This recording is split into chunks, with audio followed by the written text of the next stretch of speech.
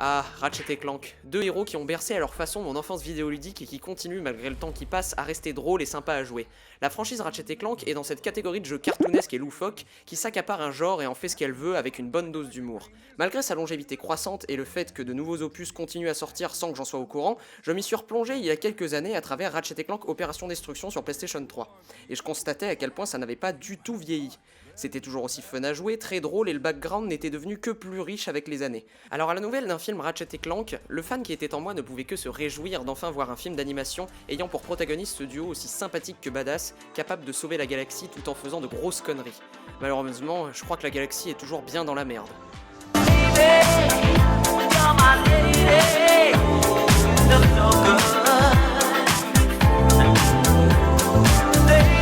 Donc, Ratchet et Clank est un film de Kevin Munro et Jessica Cleland. Lui, je le connais que pour TMNT, et elle a fait ça. Et j'en ai aucun souvenir.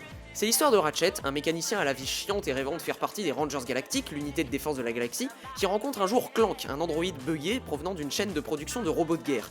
Il lui apprend qu'un certain Drake veut détruire des planètes afin d'en former une nouvelle rien qu'à lui. Ensemble, et avec l'aide des Rangers Galactiques, ils vont tenter de faire face à cette menace. On peut donc déjà mettre un premier point négatif sur le film, son scénario. Respectant celui du premier jeu, il n'est cependant pas assez travaillé pour que le film bénéficie de véritables enjeux. Déjà, j'ai l'impression que Drake veut juste former une planète pour former une planète, alors que dans le jeu, il voulait former une nouvelle planète pour son peuple qui était en surpopulation. C'est bien plus concret, ça pose de véritables enjeux et ça ne limite pas Drake à cette figure de méchant machiavélique sans réel autre but que de faire chier le monde. Je gueule pas sur le non-respect de l'œuvre originale, il est normal que le média cinématographique fasse un véritable travail d'adaptation et non pas de copie. Mais force est de constater que le jeu fonctionne malgré tout mieux en termes d'univers et de cohérence. Un autre exemple, le fait que Clank devienne gentil est dans le jeu justifié par une vidéo qu'il voit et qui, combinée à son bug de fabrication, le fait devenir l'allié de Ratchet. Dans le film, il est d'abord programmé comme tous les autres robots de sa chaîne, puis il ferme les yeux et là, paf, il est gentil.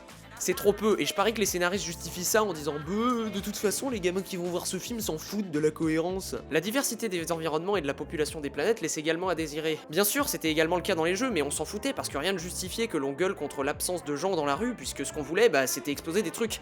Et puis on était en 2003 et sur PlayStation 2.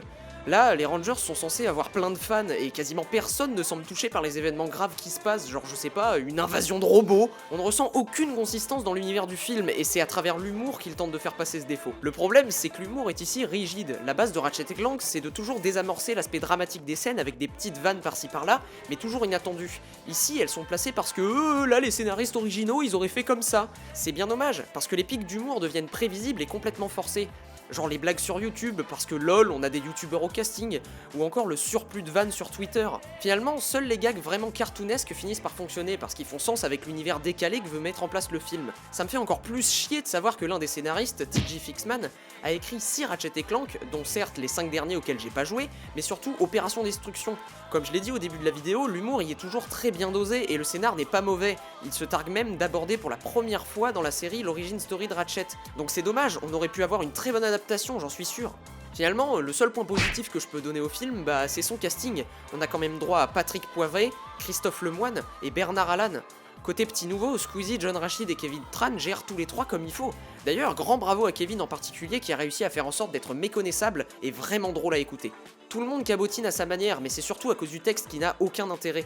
On a quand même droit à des trucs du genre « Je sais que tu n'es pas un méchant ». Ils sont même allés jusqu'à faire dire à Christophe Lemoine « Je vous emmerde et je rentre à ma maison ». Je suis certain que non seulement tous les gamins dans la salle n'ont rien compris, mais en plus les parents ont dû se réveiller d'un coup parce que cette pointe de vulgarité contraste complètement avec l'ambiance du film. Enfin, le fait que ce soit une adaptation de jeu vidéo ne se ressent pas et... Non, je déconne, ils ont foutu le tutoriel du jeu dans le film et tout le long on sent que tout ce qu'ils veulent, c'est que t'ailles acheter une PS4 et que tu dépenses 40 boules de plus pour y jouer.